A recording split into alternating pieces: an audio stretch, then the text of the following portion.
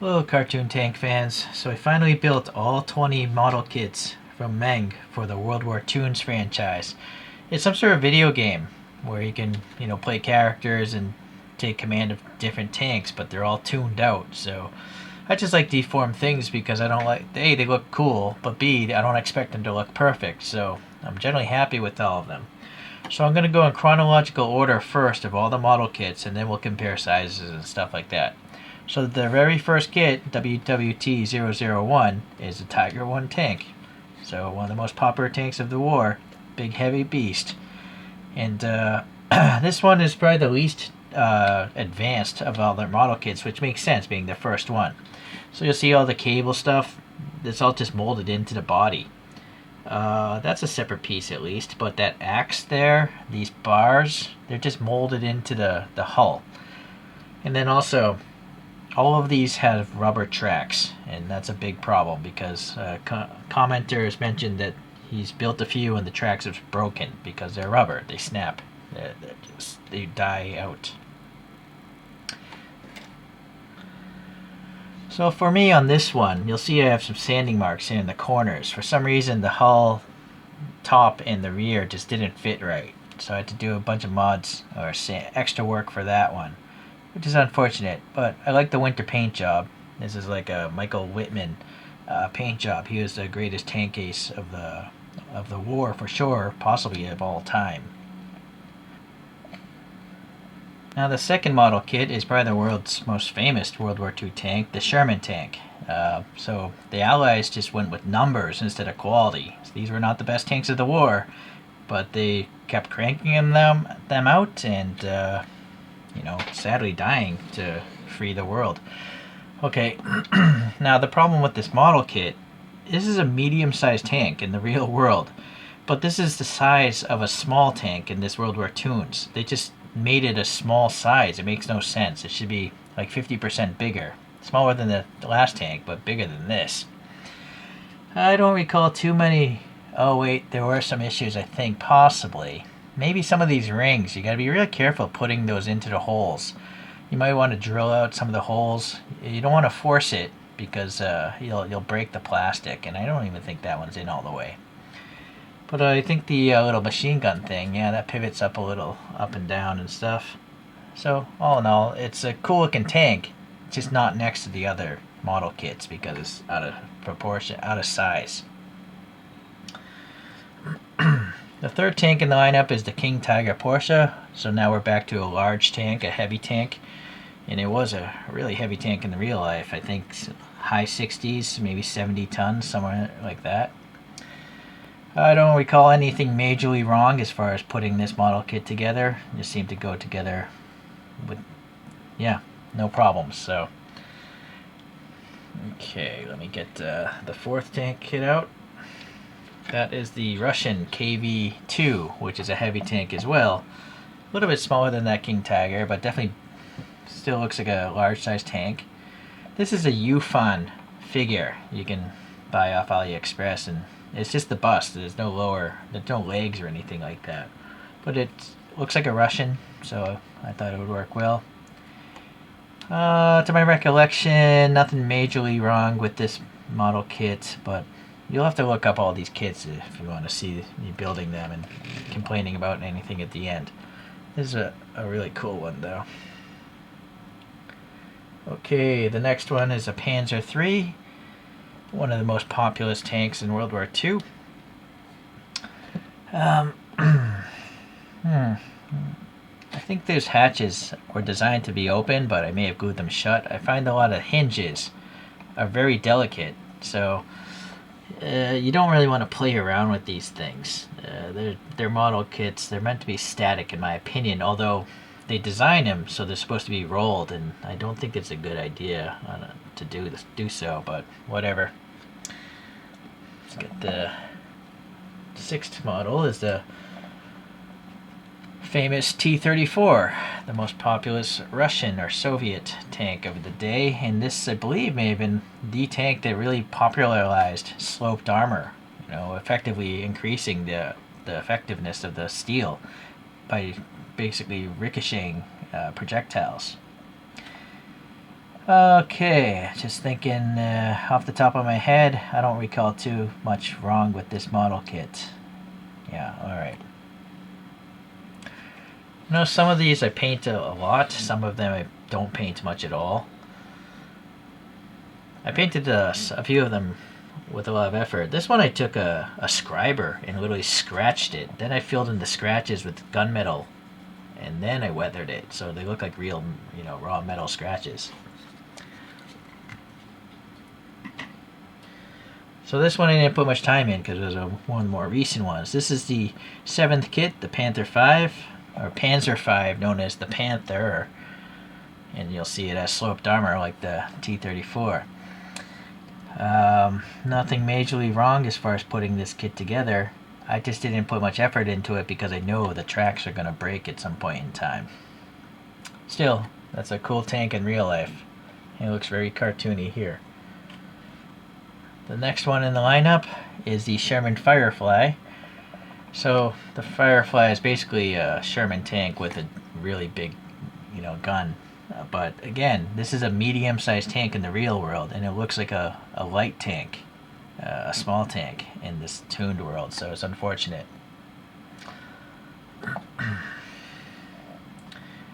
Okay, the 9th model kit is the Samoa S35. And that was an interesting build. I experimented with some masking putty, and it turned out to be horrible, by the way. I think it was by Alexan Model. You can look up that video. That putty is just not good. You're better off using poster putty, in my opinion. Anyways, I like this tank because it's definitely different. The color scheme itself was new to me, these horizontal stripings. And one issue is this thing kept on breaking off, so I had to glue that back on like several times. You'll notice the antenna on this one's really thick, so pleasantly, even if I break that off, I can drill a hole into the base and put something else there.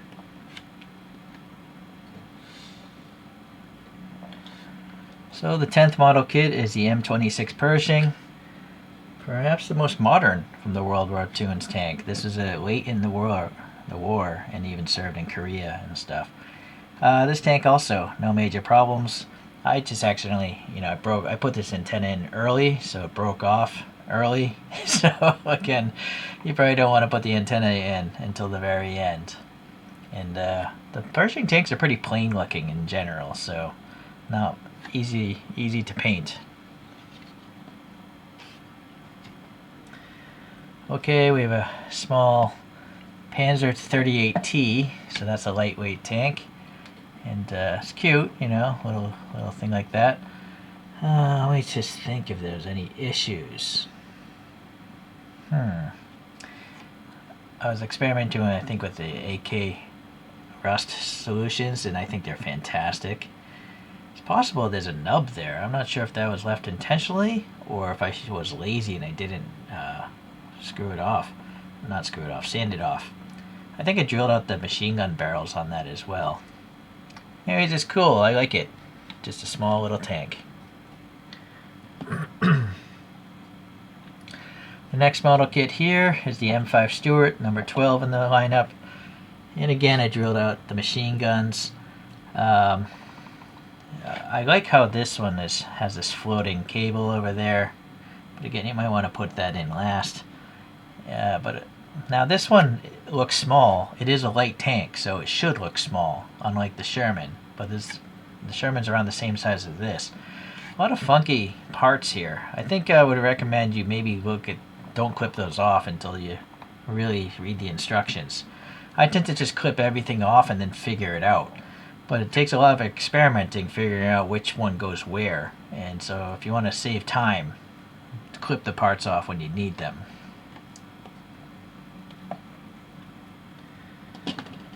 Okay, the next one, model kit 13, is the Panzer IV. So now we have a Panzer with a longer barrel. Still the side skirts.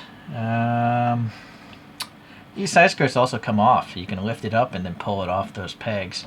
You can also lift off the whole carrier, this frame that holds those side skirts, so you can get 3 different looks out of this. But with that much paint on it, you know, it's not worth doing in my opinion. So, okay. kit number 14 is the Matilda II A12. Okay, so that's a British, I believe a medium-sized tank. And it's got a funky paint job inspired by naval vessels. This disruptive camo pattern. So you'll have to put the tracks on, before you close the top and bottom. But if you get small paintbrushes, you can paint the tracks and weather them nicely. This hatch again could have been posed open, but I'm pretty sure it's closed for a reason. This one though, getting this tank track in there, that's a tough one. If you wanted to paint easier, you might want to trim off the stud and just glue it separately. But the way it is there, it's actually pegged. It's supposed to be pegged into the fender there, and then you put those things, the protective grabs or whatever these things are, I don't know. But if you're gonna paint different colors, it makes it difficult without messing up that tank track. So you might want to think that one ahead of time.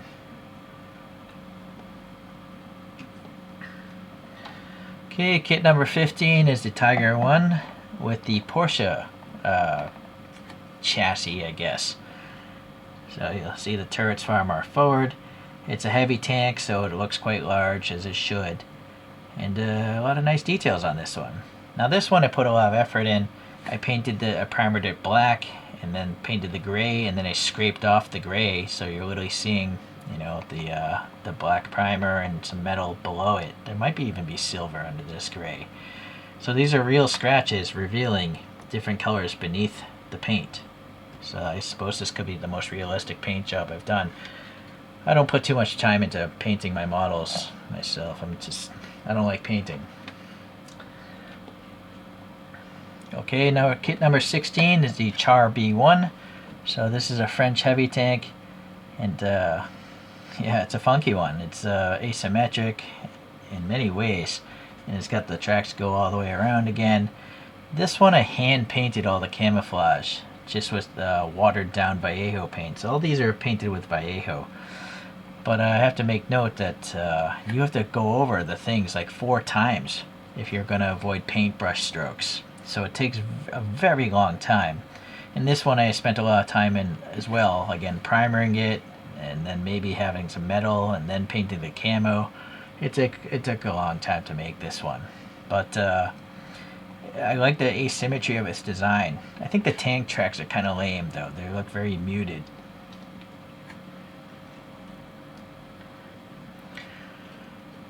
So the Churchill is the 17th model kit here. Turns out this is not named after Winston Churchill. It's named after Duke Churchill. The instructions looked like these had rubber tires on them, but the Churchill does not have any rubber tires, so be mindful of that. A, wasted a lot of time, and B, it doesn't look as realistic as it should. But again, it's a cartoon tank, so it doesn't bother me so much. For this one part was really difficult to fit in, so I had to take an X-Acto knife and carve out the hole for this sight window right there. Okay. Alright, so kit number 18 is the M24 Chaffee, which is a light tank. Maybe this is the most modern one. It's either this or the Pershing, I think. So I think this one started in Korea as well. I like how cute it is. You notice a lot of these things I add extra chains to it. These are just cheap, like $1 necklaces you can buy off AliExpress. So it's a good way to add details. Oh, now I remember. These hand grabs. They are so delicate. I broke a few, and the part like that one I broke. So it's really difficult.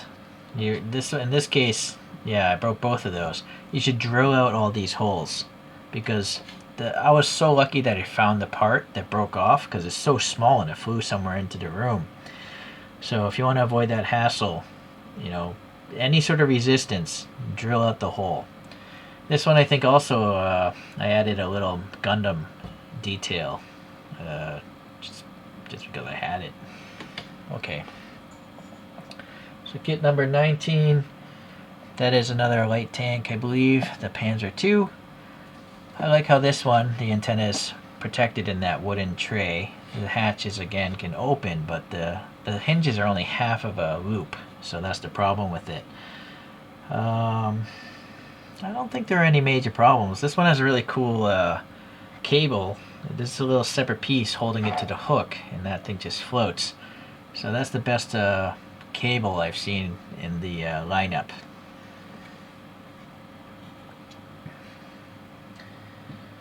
Okay, so the 20th model kit is the M10 Wolverine. Again, looks like it's using Sherman parts. So it would have been a medium tank in the real world, but it looks like a light tank in this world. Again, a funky asymmetric cable is kind of neat. Obviously I went with the winter paint job. I don't think there are any major problems. I think I made a mistake gluing this thing together when I shouldn't have. But yeah, you got some ammo rounds in there. I put a brass round in there. It's like a 1/6 action figure pistol bullet or something like that. Alright. And then just for fun, this is also by Meng, but it's not a World War Toons tank. It's just called Meng Kids. And it's a Chinese, I think, Type 99 tank. Let me see if there's a sticker on the bottom. No, it's just a new Chinese main battle tank. So it's their M Vehicle 001, their first kit. But I don't think they've ever made any others. This digital camo paint job took a while. There's a different video on the templates for that. And then I used some sort of low-grade clear, and it frosted a lot of it. So you gotta test out your clear coats before you put them on a model. But it looks like it's been in snow. Now the one thing I like about this thing is it has plastic tracks. Right? These are never gonna break off unless I drop it. They're not gonna break off from old age. And then if you're gonna make a rolling toy, that's the way to do it. Don't make rubber tracks move all those wheels. So I really wish if Meng continues this line, I hope they switch over to plastic tracks. It'd just be better. But this is definitely under detailed. See, there's not many panel grooves or sight stuff. This machine gun's super lame. Yeah, it's not even like, I don't know if there should be an optic there or not. So it's a lower grade as far as CAD modeling kit, but anyways, I like how these are open and you can store stuff in them. Alright, well, let me maybe do some comparisons now. Alright, so no chronological order. We're just going to do light tanks, medium tanks, heavy tanks. So the German T-38, then the Panzer II, and then from the Allied side we have the M5 Stuart, and then the more modern Chaffee. So hopefully you can see from this high angle, they're all, you know, generally the same size. They're light tanks. Okay. Alright, medium tank wise, there would have been the French Samoa and the French Matilda. I thought the Matilda was a heavy tank, but the decal on the bottom says medium tank. So I don't know if this is correct or not. But width-wise, they look like medium, both like medium tanks, I guess. The Germans came along with the Blitzkrieg, and we have the Panzer III. So that is wider than both of those, and it looks even wider with the side plates.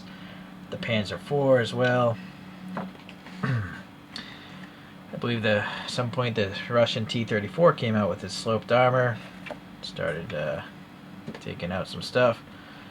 The Sherman tank with the Allied Americans coming in on board, but see, look how small that looks compared to those. It's the smallest of them all, right? And then the Panzer V or Panther came out in answer to the sloped armor of this. And then the Firefly and the Wolverine came out to answer all the armor of the heavy tanks and that one as well, I believe. Boy, that's a lot of medium tanks, but sadly undersized. Let me reset. Heavy tank wise, we got that British Churchill. I think the Char was a French tank, the B1. and then the KV-2 Russian, the Tiger 1, the Tiger 1 Porsche design, and then the Tiger 2.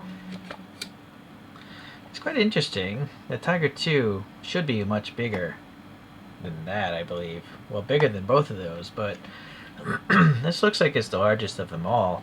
But I don't know if that's accurate in the scaling. Again, they're cartoon tanks, so you can't take it too seriously. And unfortunately, the thing isn't big enough, so I'm going to have to lose this. We have the Pershing at the end of the war.